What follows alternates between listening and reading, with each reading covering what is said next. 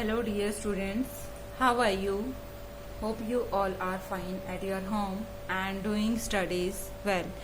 Okay students, previous class में हम ratio और प्रपोर्शन के बारे में अच्छे से पढ़ चुके हैं। रेशियो और प्रपोर्शन में मुझे लगता है अब आपकी कोई प्रॉब्लम नहीं रही होगी। डेफिनेशंस भी आपको अच्छे से क्लियर हो चुकी हैं कि रेशियो क्या होता है और प्रपोर्शन क्या होता है और दोनों में डिफरेंसेस क्या हैं, हम दोनों को कैसे हम डिफ्रेंशिएट करेंगे रेशियो और प्रपोर्शन को। Is this clear? Now we will do here the unitary method. Okay students, so let's see there is the unitary method. देखिए यूनिटरी मेथड होता क्या है। यूनिटरी मेथड में आप पहले कुछ आपको कॉस्ट दिया हुआ होता है, किसी भी चीज की कोई वैल्यू दी हुई होती है, फिर आप एक सिंगल वन के लिए आप निकालते हैं कि सिंगल वन की कॉस्ट कितनी होगी, ठीक है।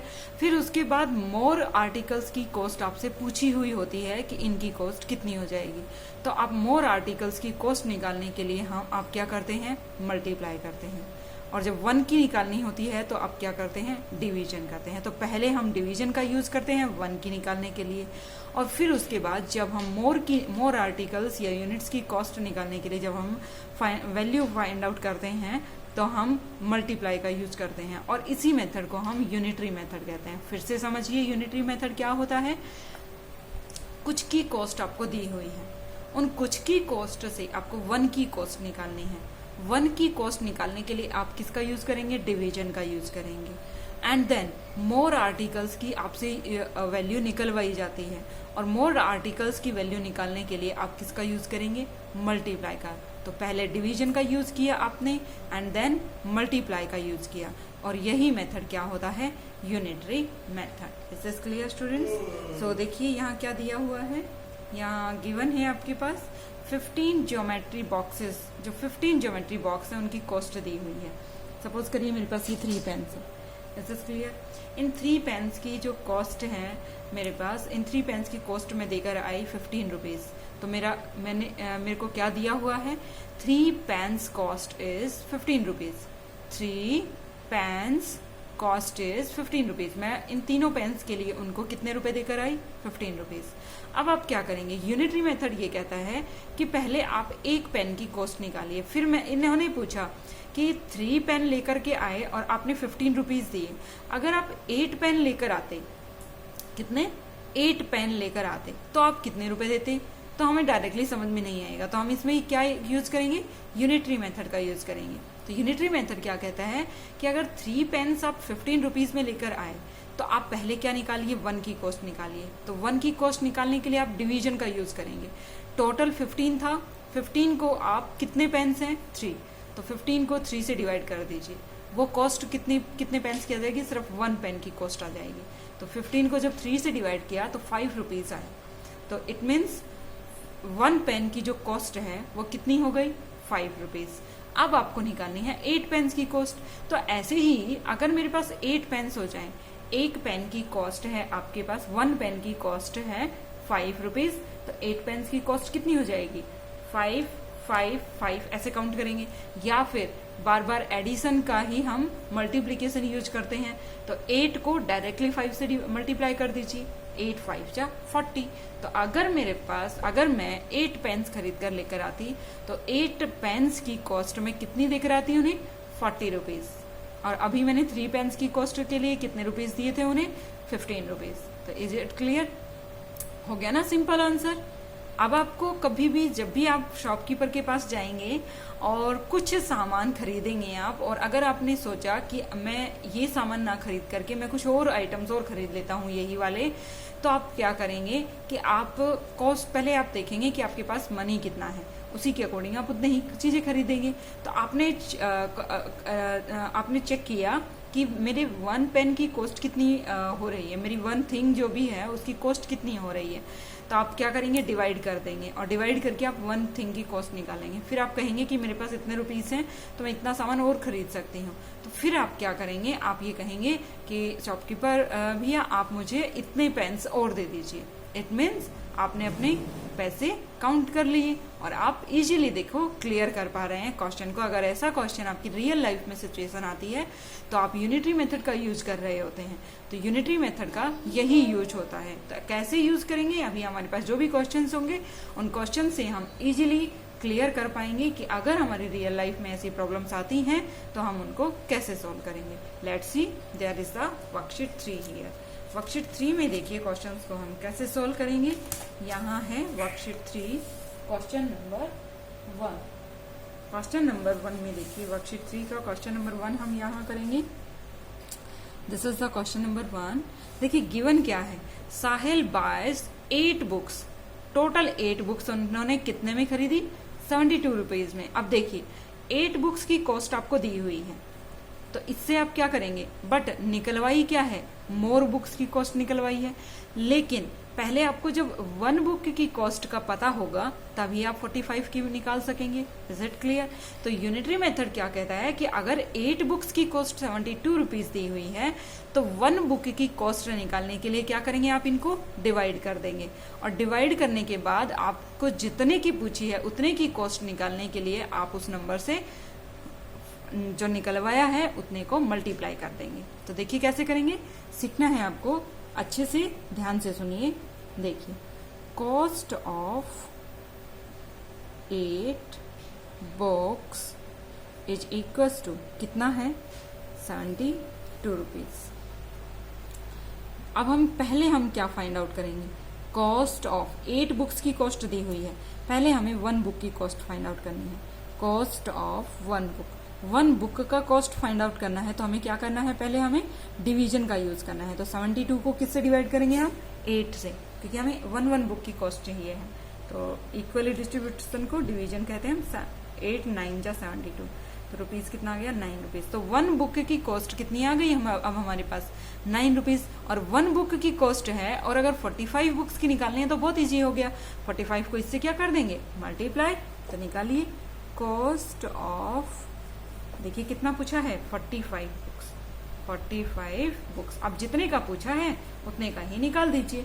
जो आंसर आया था उस आंसर को आप जितने की पूछी है उतना से मल्टीप्लाई कर दीजिए। तो ये कॉस्ट आ गई आपके पास, 9 5 जा 45 एंड 9 4 जा 36 plus 4 40। This is 405 rupees. Is it clear students? This is your answer. Now there is the question number 2। देखिए क्वेश्चन नंबर 2 में क्या दिया हुआ है, the bus fare for 20 person from Delhi to Chandigarh is 9 rupees. 20 person, total 20 person जा रहे हैं Delhi to Chandigarh, और उनका टोटल का जो किराया है, जो फेयर है, वो लग रहा है 9500 रुपीज रेंट फेयर लग रहा है। Find the bus fare for 19 person, और हमें 19 पर्सन के लिए निकालना है। तो कुछ का दिया हुआ है और मोर का निकालना है। तो ऐसा जब हमें करना होता है तो पहले हम यूनिटरी मेथड का यूज करेंगे, पहले 1 पर्सन का फेयर निकाल लेंगे और फिर 19 को मल्टीप्लाई कर देंगे। Is it clear? तो 1 का निकालने के लिए हम क्या करेंगे, डिवाइड। ये ध्यान रखना है आपको। तो राइट डाउन करिए, फेयर ऑफ 20 पर्सन जो हमें निकालना होता है, निकालना यहाँ क्या है, फाइंड बस फेयर। बस फेयर निकालना है तो फेयर को हम यहाँ रखेंगे। Is it clear? तो फेयर कितना है 20 पर्सन का, 9500। फेयर को हम यहाँ रखेंगे और नंबर ऑफ पर्सन हम यहाँ रखेंगे। And now fair of 1 person, अब हमें 1 का निकाल लेना है। 1 पर्सन का 1 का निकालने के लिए क्या करेंगे, डिवाइड। तो 9500 को किससे डिवाइड करेंगे, 20 से। 9500 डिवाइडेड बाय 20, 1 0 से 1 0 का, 2 1 जा 2, 2 4 जा 8, 2 7 जा 14, 2 5 जा 10। ये हो गया रुपीज 475। 475 रुपीज आपके पास 1 पर्सन का फेयर आ गया। तो एक पर्सन ने जो फेयर दिया था वो कितना दिया था, 475 रुपीज। अब हमें जो निकालना है वो निकालना है हमें फेयर ऑफ कितने पर्सन का फेयर निकालना है, 19 पर्सन का। फेयर ऑफ 19 पर्सन, 19 पर्सन का फेयर कितना हो जाएगा। तो देखिए कैसे निकालेंगे 19 पर्सन के लिए, जो मोर का 1 का निकाल लिया है हमने और मोर का निकालना है, तो मोर का निकालने के लिए मल्टीप्लाई करते हैं। तो मोर का निकालने के लिए देखिए मल्टीप्लाई करेंगे 475 है वन का फेयर, वन कितना दे रहा है 475, तो 19% कितना देंगे, इसको किससे मल्टीप्लाई कर देंगे 19 से।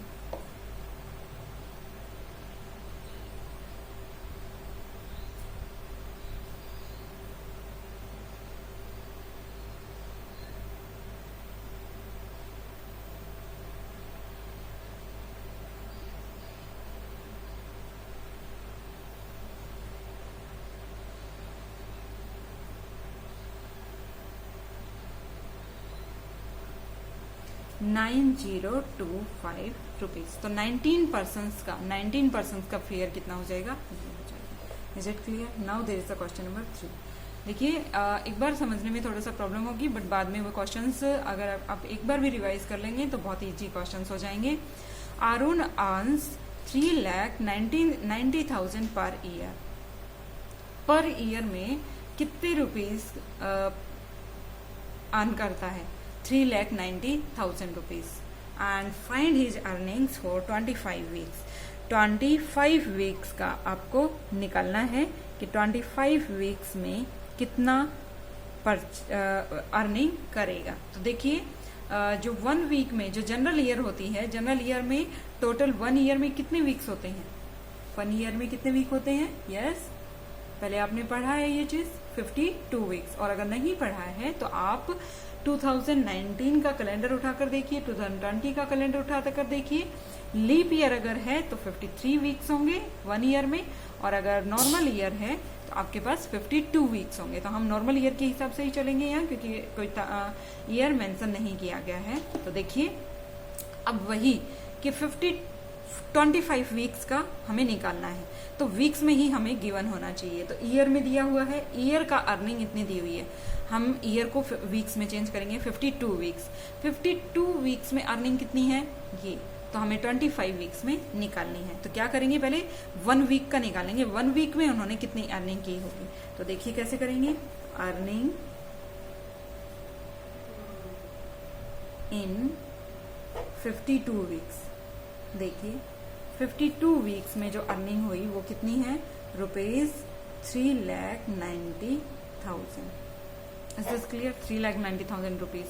अब अर्निंग हम निकालेंगे 1 week, earning in 1 week. 1 week के लिए निकालने के लिए क्या करेंगे हम, डिवाइड 390 एंड 000 डिवाइडेड बाय 52। तो अब देखिए इसका आंसर क्या हो सकता है पॉसिबल, डिवाइड करिए, पहले हम 4 से डिवाइड कर लेते हैं। 4 1 जा 4, 4 3 जा 12, एंड 4 9 जा 36, एंड 4 7 जा 28, एंड 4 5 जा 20 0 0। अब देखिए 13 से डिवाइड हो रहा है ये कम्प्लीटली। 13 1 जा 13, 13 7 जा 91, एंड 6 13 5 जा 65 0 0। तो आंसर जो आया ये आपको आई होप कि दिखाई दे रहा होगा अच्छे से, और अगर कोई भी प्रॉब्लम होती है तो फिर भी आप मुझसे पूछ सकते हैं। ये कोमा है, यहाँ पर 1 नहीं है, ध्यान रखिएगा, यहाँ कोमास है। ये 7500 है, 7500। तो 1 वीक की जो कॉस्ट, जो अर्निंग की थी उन्होंने, कितनी हो गई 1 वीक की अर्निंग, 7500। अब हमें जितने वीक्स की चाहिए है हम क्या करेंगे, इसको मल्टीप्लाई कर देंगे उतने ही वीक्स से। तो अब हमें चाहिए है अर्निंग इन, हमें चाहिए 25 वीक्स की, earning in 25 weeks is equals to कितना हो जाएगा, 7500 इंटू 25। तो देखिए आंसर क्या है आपके पास, रुपीज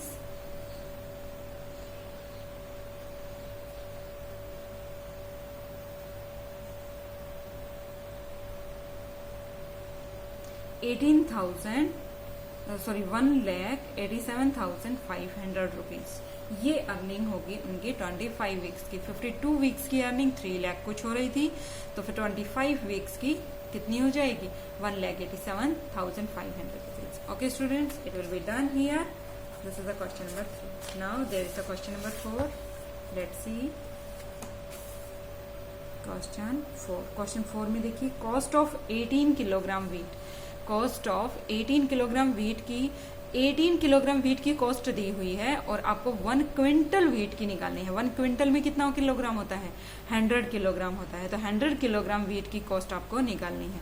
तो पहले आपको कुछ की दी हुई है तो उससे हम 1 की निकालेंगे। 1 की निकालने के लिए क्या करेंगे? डिवाइड। तो देखिए लिखो पहले, कॉस्ट ऑफ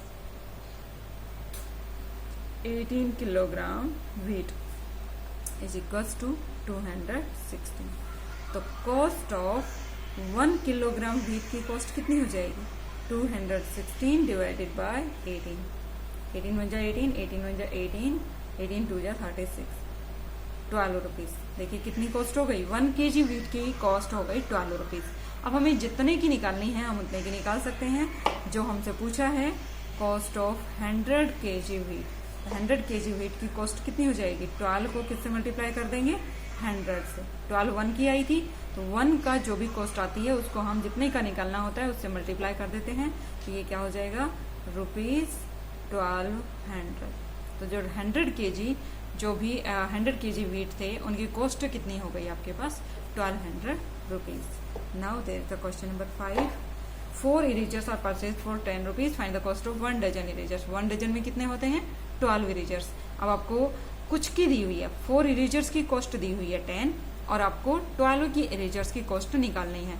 तो फिर से यूनिटरी मेथड, अगर 4 इरेजर्स की दी हुई है और 4 इरेजर्स की दी हुई है आपको कॉस्ट, तो इससे हम 1 इरेजर की कॉस्ट निकालेंगे पहले और फिर जो कैसे निकालेंगे? डिवाइड करके।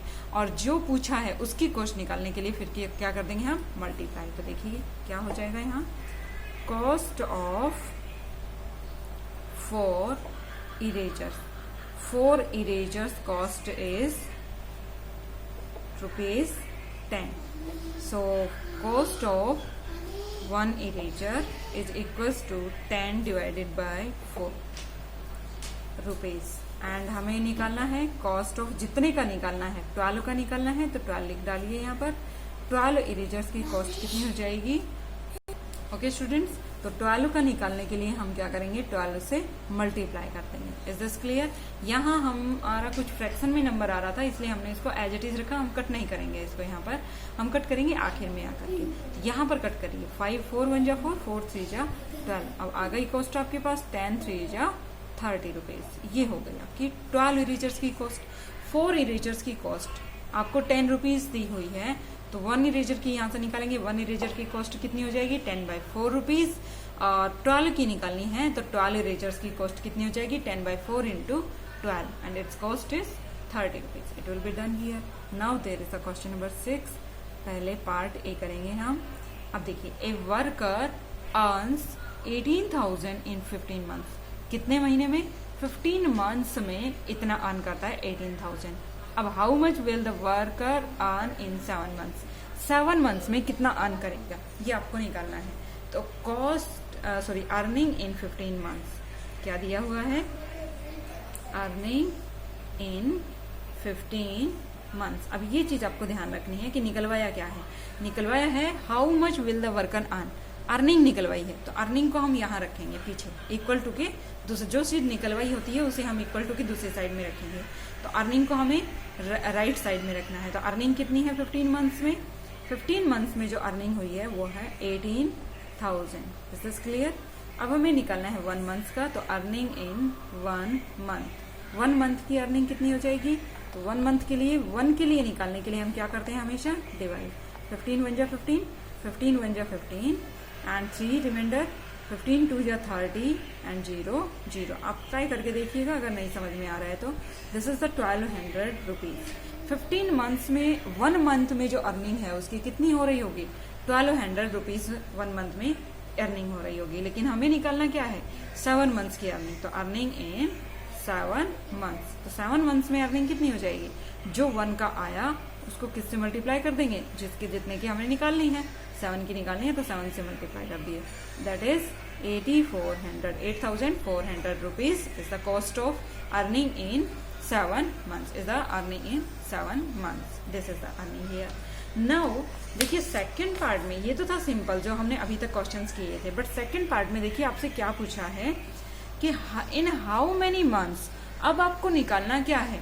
मंथ्स निकालने हैं। विल ही अर्न 3600, तो मंथ्स को अब आपको कहाँ रखना है, यहाँ। तो अब हम यहाँ क्या करेंगे कि 18,000 वाली जो अर्निंग है, 18,000 नंबर ऑफ मंथ्स,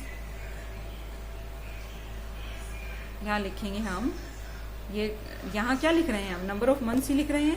यहाँ लिखेंगे नंबर ऑफ मंथ्स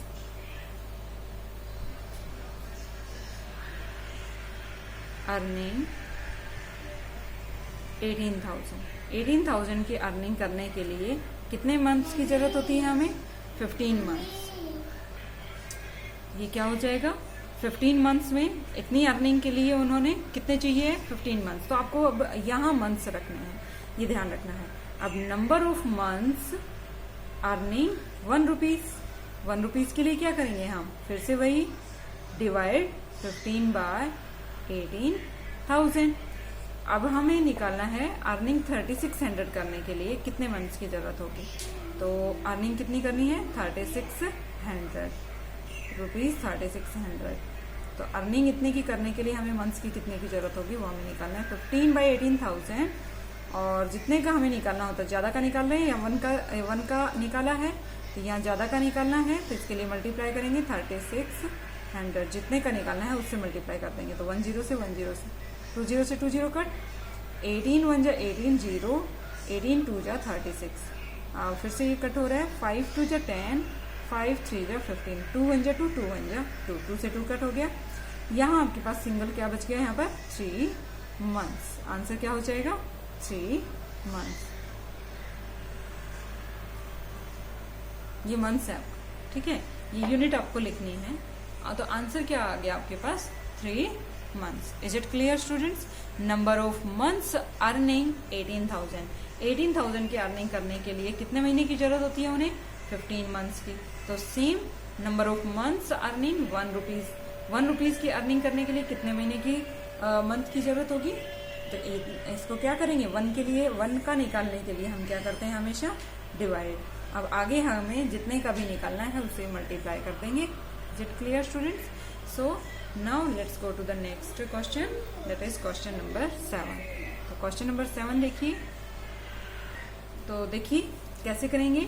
यहाँ दिया हुआ wait of 72 books is 9 kg। 72 books का वेट दिया हुआ है 9 kg, बट आपको यहाँ निकालना है। इसमें भी दोनों क्वेश्चन है, दोनों तरह के क्वेश्चन है। देखिए कैसे करेंगे। फर्स्ट क्वेश्चन में find the weight of 80 such books.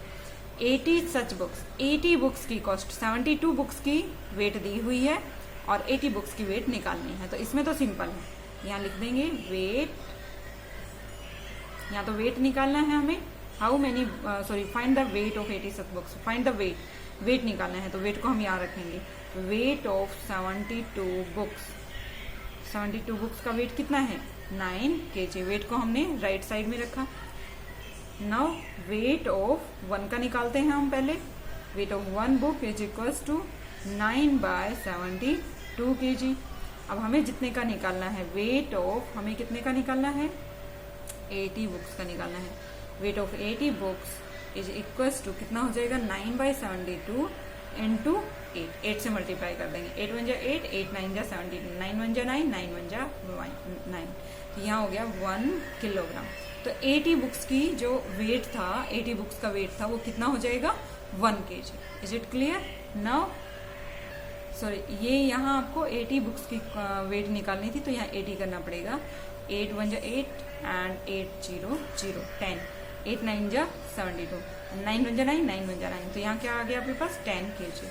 तो जो 80 बुक्स हैं उनका जो वेट हो गया वो 10 kg आ गया आपके पास। ये आंसर आ गया यहाँ। बट अब हमें निकालना है बी पार्ट। तो बी पार्ट में मैंने आपको कहा है कि जो निकालना है उसे हमें राइट साइड में लिखना है। तो अब यहाँ क्या निकालना है, how many books, number of books लिखना है।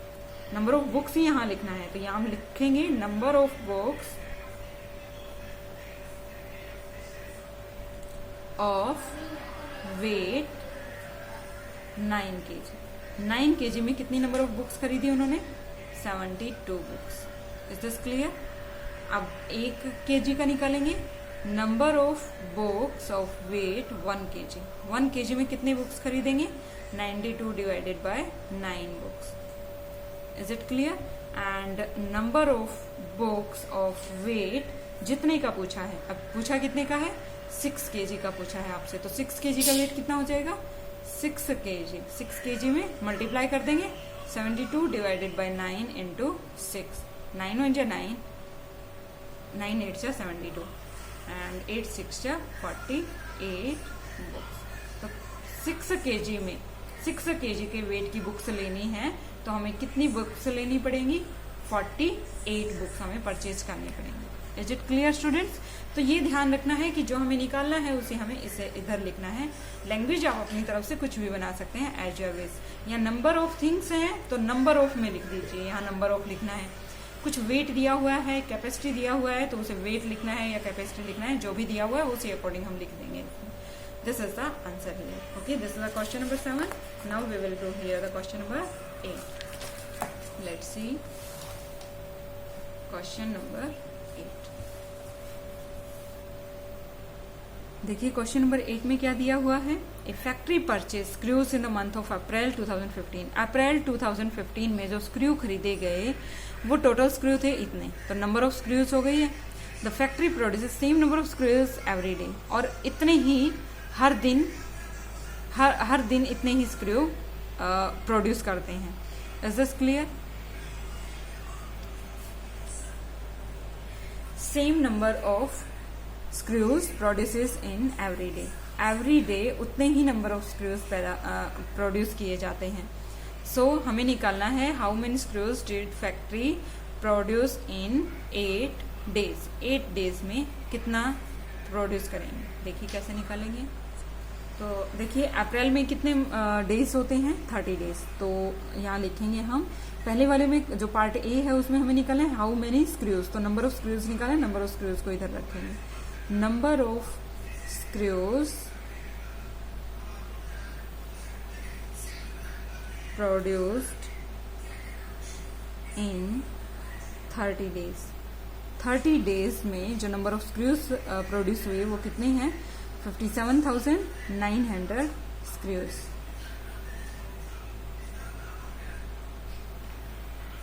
Is this clear students?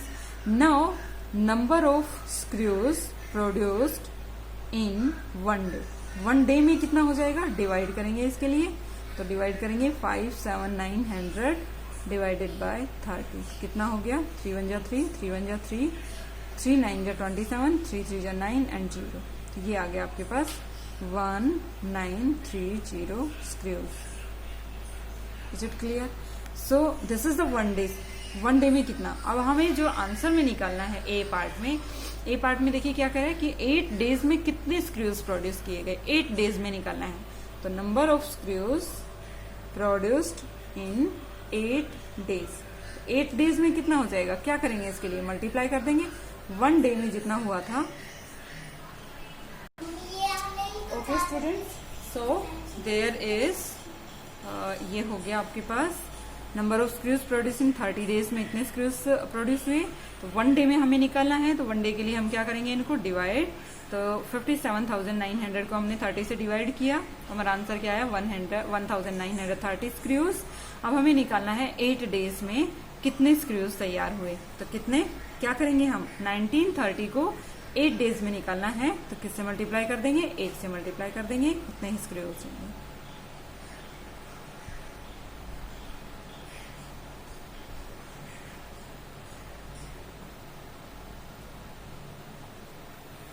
$15,440 screws. Is it clear students?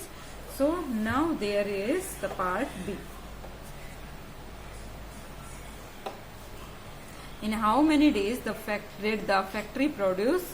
देखिए पार्ट डी में क्या दिया हुआ, बी में क्या दिया हुआ, in how many days did the factory produce इतने screws, 34,740 screws। अब आपको क्या निकालना है, डेज, तो डेज को हमें किस साइड में लिखना पड़ेगा, राइट साइड में। देखिए नंबर ऑफ डेज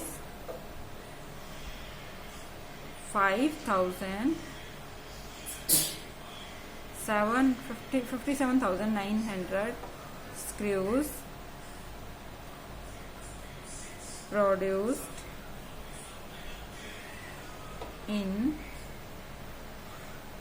months, कितने मंथ्स में, yes 30 months. 30 months. Okay, and now one screw का निकालेंगे हम. One screw produced in months कितने में हो जाएगा? डिवाइड करेंगे इसके लिए हम 30 को किससे डिवाइड कर देंगे? 5, 7, 9, 100 इससे डिवाइड कर देंगे. These are the months. अब हमें जो निकालना है, हमें कितने का निकालना है? 34,740.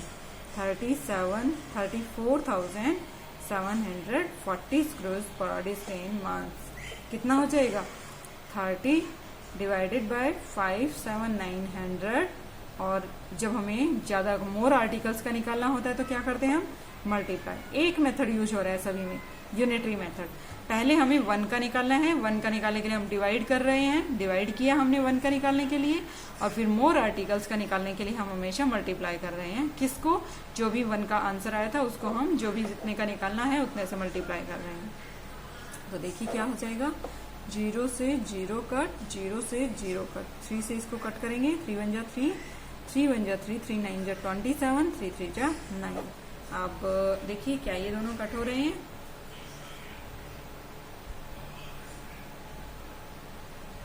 डिवाइड करके देखिए इसको.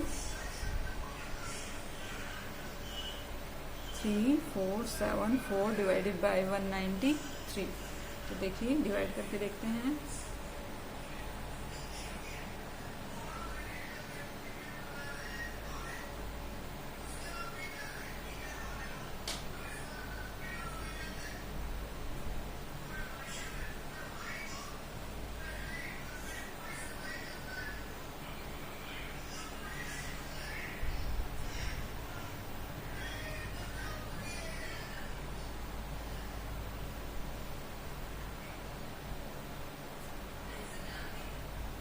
देखिए डायरेक्टली डिवाइड हो रहा है. आंसर क्या आ रहा है आपके पास? 18 मंथ्स. तो आंसर कितना हो जाएगा? 18 मंथ्स में इतना प्रोड्यूस करेंगे. Is it clear students? So ये इतने स्क्रूज प्रोड्यूस करने के लिए कितने मंथ्स चाहिए होंगे उन्हें? 18 months. Is it clear? This is your answer. Okay students, your exercise is completed here and your chapter is also completed here, and the value based questions and brain teachers exercise we will do after the reopening of the schools. Okay students, bye students, have a nice day. Thank you.